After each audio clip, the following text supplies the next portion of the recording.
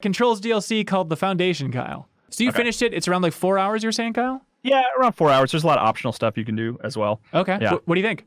I like it. It's more control, which is like a little damning because it's like it's not. It doesn't change. I mean, I really like it, like because I just want more control. But the reason I say it's a little damning is because it doesn't really like do anything like crazy or new necessarily. Like you get this new ability where you can pull like rock formations out of the ground, and you can use it to fight enemies and make platforms and stuff like that to platform. But it's only usable in that one area, so it doesn't really change like the rest of the game in any radical way. Okay. But it's more control. Like it's like new areas to explore, new enemies to fight, and I really had a good time with it. And I was messaging Ben Reeves a little bit about it, and because there's a whole section that there's this optional section that he wasn't able to find where you actually get on a train, and there's this whole sequence that takes place on a train, and it's awesome. Like it feels like the DLC's take on the ashtray maze in a sense, because it's like really strange and weird and unexpected. I don't want to spoil it too much, but it almost feels like a Sayonara Wild Hearts level.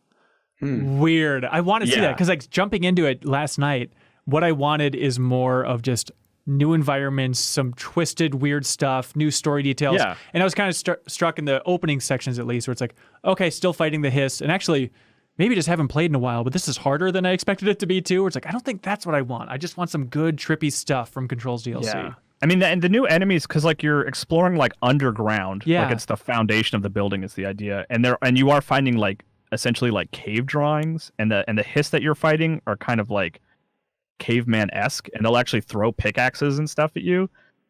So it feels a little different in that sense, but it is, I died a fair bit, so, which I ate up. Like I was into that. I wanted the challenge. Once I remembered how to play, which I had to go into the menus and be like, all right, what button does what again? Yeah, totally. And then it was nice like jumping into it too and realizing like, oh, they tweaked the map, because that was definitely one of my big complaints was just navigating the map. And now they made it has like a blue tint, and like different layers are more clearly differentiated with the color and stuff. It's more readable now for sure. And that's like across the whole game. Like if you're not playing the DLC, and I think you just download the latest update tomorrow or today at the time of this recording, I think, or when this episode airs, like I think you get those upgrades to the map, which help. Like there's still issues with the map, but it's a lot easier to read. Yeah.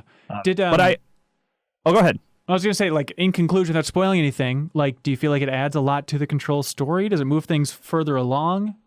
It does. Yeah. Okay. And there's one thing I liked about it is like Jessie, I guess it's not too much of a spoiler to say that Jessie at the beginning of Control, like she lands in this new position, which she didn't really mean to, right? Like she has a new job that she just sort of accidentally found. And the thing I liked about her in the Foundation is she's starting to get really confident about it because of everything she went through with the full game. Right. She's like, yeah, I got this. Like I'm the boss. I gotta like be confident and like show people that I know what I'm doing. And then by the end, like when you're going up against the final boss, you kind of have to make these like really quick decisions that are maybe not the best decisions, but because she's like kind of gained this confidence as the boss, like I think they sort of deliver that element of her character well, over the course of the thing. So, and then there's also like, it does sort of hint at maybe like a new enemy, I guess you could say, for the rest of the DLC, or maybe a Control 2, maybe, I don't know. Here's hope. But I think I'm probably maybe the biggest Control fan among everyone here. So I like Remedy's DLC. Like I think the Alan Wake DLC is like some of the best DLC that's ever been made, like period.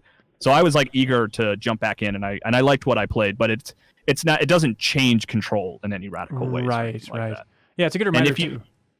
Oh, go ahead. And if you play it and you come across like a film camera, like chase it down. Like it's optional, but go do that. Like follow that film camera wherever it goes. Is that the train thing?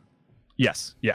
Okay, because you can miss it. If you enjoyed this clip from the MinnMax Show podcast, we think you'll like the full show too. You can find it by subscribing to MinnMax's YouTube channel or on your favorite podcast app. Any help spreading the word to keep our whole indie operation here running is appreciated. We're here for and because of the wonderful MinnMax community, so you're welcome to join.